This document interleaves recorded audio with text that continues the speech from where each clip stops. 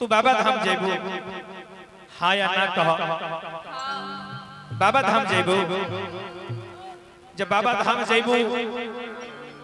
यही से है गेरुआ रंग के साड़ी पहने वालो लइकवा पूछा तक एक बात हम पूछी बताइब अरे गेरुआ कहला रावा के और सूट साला बारा वाला भरावा कहां से किना ले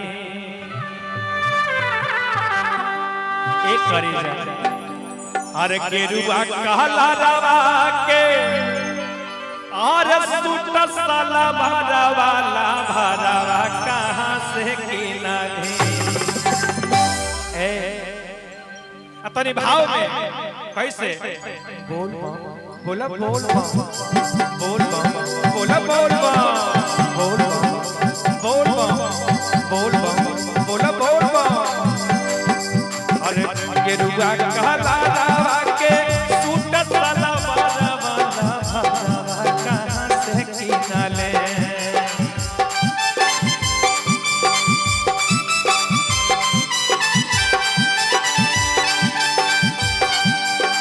गेरुआ कहला रावा के सूट साला बारा वाला भरावा कहां से किना ले धानी के घुंघरू लगा हमारा कहां से किना ले धानी के घुंघरू लगा हमारा कहां से किना ले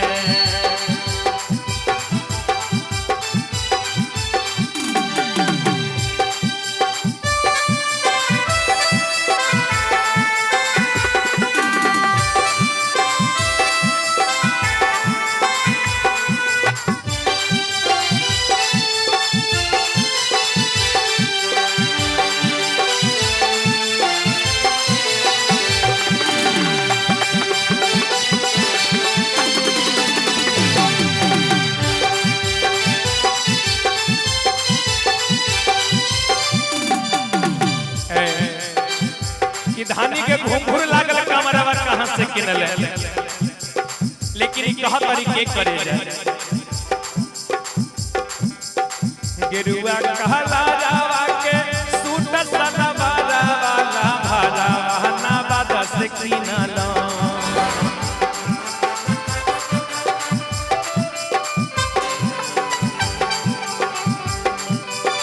गेरुआ कहला रावा के सूट साला धानी के घुंघरू लगा हमारा जामू से किनलो पिया हो घुंघरू लगा हमारा जामू से किनलो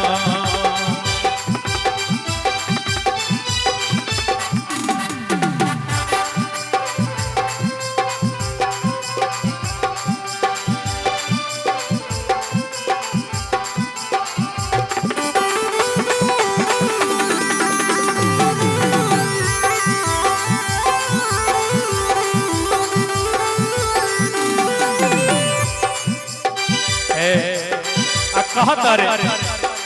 लेकिन उनकर लभर पूछा तक कि देखा तू बाबा धाम जेबू त बताब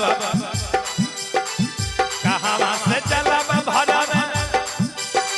कहां के जाई है तो बोलब हम कैसे के जाबे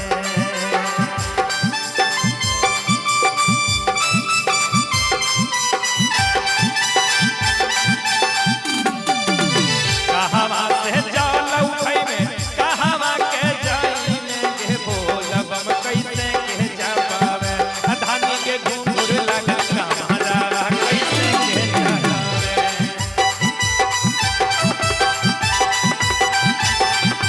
धानी के घुंघरू लगा हमारा कैसे के चलावे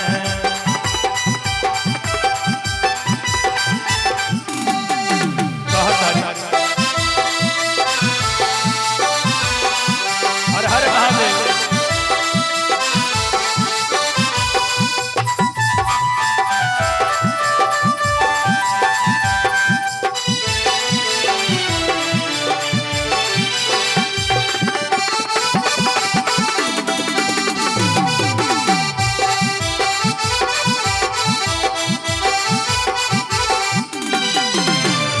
कहता लेकिन भैया के तरफ से 100 रुपया के पुरस्कार बहुत बहुत धन्यवाद भैया के यही बात पर आइल है कैसे सुल्तानगंज से चला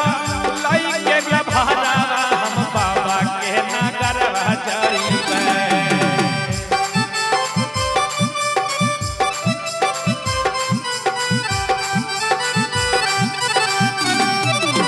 सुल्तानगंज से भरबई गंगा के जलवा ढेला भरवा बाबा के देबै बाबा रे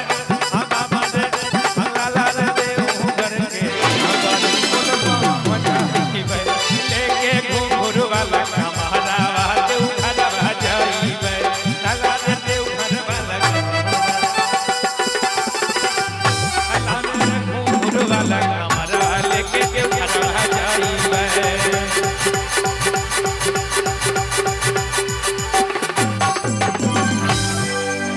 बोली शंकर भगवान की